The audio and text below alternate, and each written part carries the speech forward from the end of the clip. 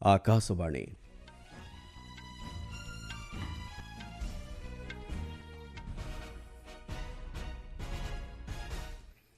संवाद पढ़ुछंती चंदन घोष।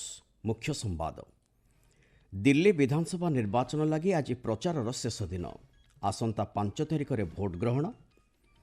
वाकफ संशोधन बिल 2024 लगी गठित संयुक्त संसदीय कमिटी आज लोकसभा रे उपस्थापन करिवे रिपोर्ट। प्रयागराज रे आज जारी रही तृतीय अमृत स्नान। कंगोर गोमारे रावंडा समर्थित M23 विद्रोही संघर्ष में प्राय 700 रु ऊर्ध्व लोकों मृत्यु। सेठारे रहुतिबा भारतीयों लगी सतर्क सूचना जारी। एवं भारत इंग्लैंड विपक्ष T20 आंतर्जातिक श्रृंखला 4-1 रे विजयी।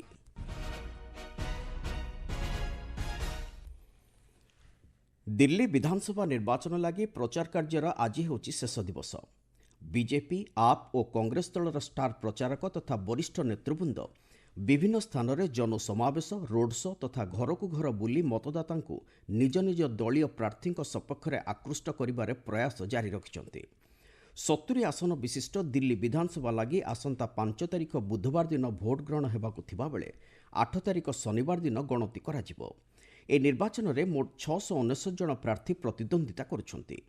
ए संपर्क में आम संवाददाता निकटर मिलता सूचना अनुसार दिल्ली में मुख्यतः बीजेपी आप और कांग्रेस मध्य त्रिकोणीय प्रतिद्वंदिता होउछि। मोट 1,56,00,000 रु ऊर्ध्व मतदाता निजर गणतांत्रिक मताधिकार साब्यस्त करी एही प्रार्थींकर राजनीतिक भाग्य निर्धारण करिवे। सेथिलागि मोट 13,760 मतदान केन्द्र स्थापन करा जायछि। ଏହି ନିର୍ବାଚନରେ ଅଧିକ ମତଦାତା ଯେଭଳି ଅଂଶଗ୍ରହଣ କରିପାରିବେ ତାହା ସୁନିଶ୍ଚିତ କରିବା ଲାଗି ଭାରତର ନିର୍ବାଚନ ଆୟୋଗଙ୍କ ପକ୍ଷରୁ ବିଭିନ୍ନ ଭୋଟର ଅନୁକୂଳ ପଦକ୍ଷେପମାନ ନିଆଯାଇଛି। ନିର୍ବାଚନକୁ ଦୃଷ୍ଟିରେ ରଖି ସୁରକ୍ଷା ବ୍ୟବସ୍ଥାକୁ ମଧ୍ୟ କଡ଼ାକଡ଼ି କରାଯାଇଛି। ମତଦାନ ଲାଗି 35,000 ଦିଲ୍ଲୀ ପୁଲିସ ଯବାନଙ୍କ ସମେତ 19,000 ଗୃହରକ୍ଷୀ ତଥା 220 କେନ୍ଦ୍ରୀୟ ସଶସ୍ତ୍ର ପୁଲିସ ବାହିନୀ ଯବାନଙ୍କୁ ମଧ୍ୟ ମୁତୟନ କରାଯିବା ଲାଗି ବ୍ୟବସ୍ଥା ହୋଇଛି ବୋଲି ଆମ ସମ୍ବାଦଦାତା ଜଣାଇଛନ୍ତି। वाकफ संशोधन बिल 2024 लगी गठित संयुक्त संसदीय कमिटी रिपोर्ट आज लोकसभा रे उपस्थापन कराजिबो। कमिटीर अध्यक्ष जगदम्बिका पाल एवं बीजेपी सांसद संजय जायसवाल एही रिपोर्ट उपस्थापन करिवे। एतद्व्यतीत जुग्म कमिटी को दिया जाइथिबा विभिन्न प्रमाण नथिपत्र मध्य गृह रे उपस्थापन कराजिबो। एही रिपोर्ट गत जनवरी मास 30 तारिख दिन लोकसभा बाचस्पति ओम बिरला को प्रदान करा जाइथिला। पूर्वर जुग्म कमिटी वाकफ बिल 1995 रे 25टी संशोधन निमंते सुपारिश करथिले। देश में लक्षाधिक बेआईन अनुप्रवेशकारी को रहिबाकु अनुमति दे निर्वाचन राजनीति को असंतुलित करने दियाजिब नाही बोली उपराष्ट्रपति जगदीप धनखड़ कहिसंति। गतकाली नुआदिल्ली रे भारतीय चार्टर्ड अकाउंटेंट प्रतिष्ठान द्वारा आयोजित विश्व अकाउंटेंट फोरम सम्मेलन में उद्बोधन दे से यह कहिसंति। से कहते देशर विकास यात्रा रे युववर्ग सामिल होई एक विकसित भारत गठन करिबारे सहायक होई परिबे।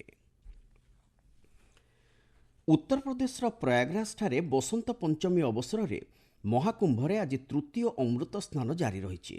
पूर्वर जनवरी 14 तारिख मकर संक्रांति एवं 29 तारिख मौनी अमावस्या दिन मध्य प्रथम 2टी अमृत स्नान अनुष्ठित हो जाइछि।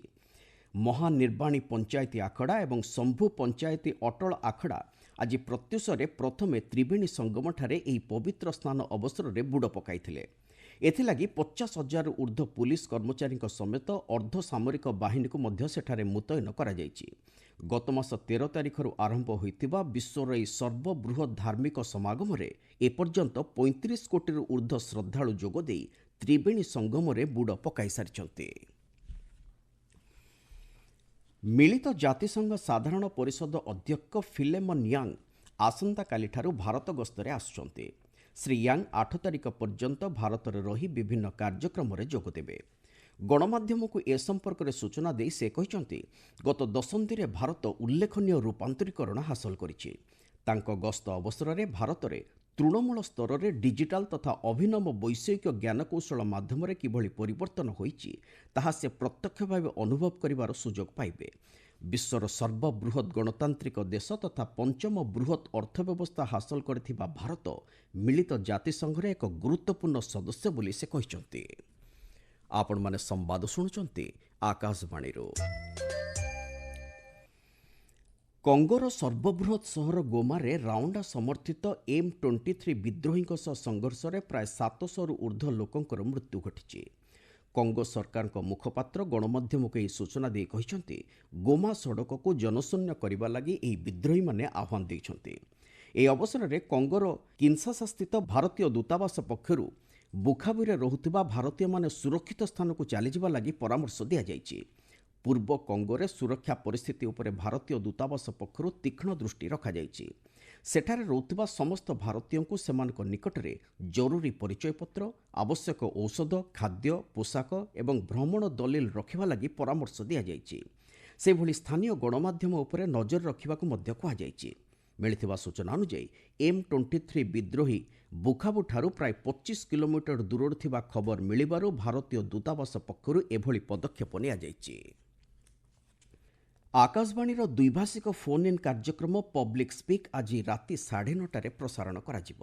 ଆଜିର ବିଷୟବସ୍ତୁ ରହିଛି କ୍ୟାନ୍ସର ସଚେତନତା, ଚିହ୍ନଟ, ଚିକିତ୍ସା ଓ ନିରାକରଣ ପ୍ରେରଣାଦାୟୀ ପ୍ରଚେଷ୍ଟା। ବିଶିଷ୍ଟ କ୍ୟାନ୍ସର ବିଶେଷଜ୍ଞ ଡକ୍ଟର ଡୋଡୁଲ ମଣ୍ଡଳ ଆଲୋଚନାରେ ଅଂଶଗ୍ରହଣ କରି ଶ୍ରୋତାଙ୍କର ଏ ସମ୍ପର୍କିତ ବିଭିନ୍ନ ପ୍ରଶ୍ନର ଉତ୍ତର ଦେବେ। ଏଥିପାଇଁ ଶ୍ରୋତାମାନଙ୍କୁ ରାତି 9:30 ପରଠାରୁ 011-234-21050 ଓ 011-233-14444 ନମ୍ବରକୁ ଡାଏଲ୍ କରିବାକୁ ହେବ। ଏହା ବ୍ୟତୀତ ଶ୍ରୋତାମାନେ 9289094044 ନମ୍ବରକୁ ହ୍ୱାଟ୍ସଆପ୍ ଏବଂ ସାମାଜିକ ଗଣମାଧ୍ୟମ ଏକ୍ସରେ #AskAir ମାଧ୍ୟମରେ ପ୍ରଶ୍ନ ପଚାରିପାରିବେ। କ୍ରିକେଟ। ଭାରତ ଗତକାଲି ପଞ୍ଚମ ତଥା ଚୂଡ଼ାନ୍ତ T20 ଆନ୍ତର୍ଜାତିକ କ୍ରିକେଟ ମ୍ୟାଚ୍ରେ ଇଂଲଣ୍ଡକୁ 150 ରନ୍ ବ୍ୟବଧାନରେ ପରାସ୍ତ କରିଛି। ମୁମ୍ବାଇର ୱାଙ୍କଡେ ଷ୍ଟାଡିୟମରେ ଅନୁଷ୍ଠିତ ଏହି ମ୍ୟାଚ୍ରେ ବିଜୟୀ ହେବା ସହିତ ଭାରତ 5 ମ୍ୟାଚ୍ ବିଶିଷ୍ଟ ଏହି T20 ସିରିଜ୍କୁ 4-1ରେ ହାସଲ କରିନେଇଛି। ଟସ୍ ଜିତି ଇଂଲଣ୍ଡ ଦଳ ପ୍ରଥମେ ବୋଲିଂ କରିବାକୁ ନିଷ୍ପତ୍ତି ନେଇଥିଲା। ଭାରତ ପ୍ରଥମେ ବ୍ୟାଟିଂ କରି ନିର୍ଦ୍ଧାରିତ 20 ଓଭରରେ 9 ୱିକେଟ୍ ହରାଇ 247 ରନ୍ କରିଥିଲା। ଦଳ ପକ୍ଷରୁ ଅଭିଷେକ ଶର୍ମା 56ଟି ବଲ୍ରୁ 135 ରନ୍ ସଂଗ୍ରହ କରିଥିଲେ। ସେଥିମଧ୍ୟରେ 13ଟି ଛକା ମାରି ଅଭିଷେକ ଏକ ରେକର୍ଡ ସୃଷ୍ଟି କରିଛନ୍ତି। ଇଂଲଣ୍ଡ ପକ୍ଷରୁ ବ୍ରାଇଡର କାର୍ସେ 3ଟି ୱିକେଟ୍ ଅକ୍ତିଆର କରିଥିବା ବେଳେ ମାର୍କ ଉଡ୍ 2ଟି ଓ ଜୋଫ୍ରା ଆର୍ଚର, ଜାମି ଓଭରଟନ୍ ଓ ଆଦିଲ ରସିଦ୍ ଗୋଟିଏ ଲେଖାଏଁ ୱିକେଟ୍ ନେଇଛନ୍ତି। 248 ରନ୍ର ବିଜୟ ଲକ୍ଷ୍ୟ ପିଛା କରି ଇଂଲଣ୍ଡ ଦଳ 10 ଓଭର ଓ 3ଟି ବଲ୍ରେ ମାତ୍ର 97 ରନ୍ କରି ଅଲ୍ ଆଉଟ୍ ହୋଇଯାଇଥିଲେ।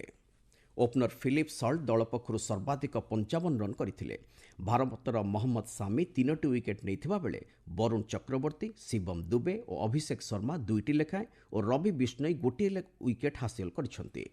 ଅଭିଷେକ Sharma player of the match ଏବଂ Varun Chakravarthy player of the series ବିବେଚିତ ହୋଇଛନ୍ତି। ଆଇସିସି 19 ବର୍ଷରୁ କମ୍ ମହିଳା T20 ବିଶ୍ୱକପ୍ 2025 ଚାମ୍ପିୟନ ହୋଇଥିବା ଭାରତୀୟ ଦଳକୁ ପ୍ରଧାନମନ୍ତ୍ରୀ ନରେନ୍ଦ୍ର ମୋଦି ଅଭିନନ୍ଦନ ଜଣାଇଛନ୍ତି। ସାମାଜିକ ଗଣମାଧ୍ୟମରେ ପୋଷ୍ଟ କରି ଶ୍ରୀ ମୋଦି କହିଛନ୍ତି, ଭାରତର ନାରୀଶକ୍ତି ଲାଗି ସେ ଅତ୍ୟନ୍ତ ଗର୍ବିତ। ଉତ୍ତମ ପ୍ରଦର୍ଶନ ତଥା ପ୍ରତିବଦ୍ଧତା ଯୋଗୁଁ ଏହି ବିଜୟ ହାସଲ ହୋଇପାରିଛି।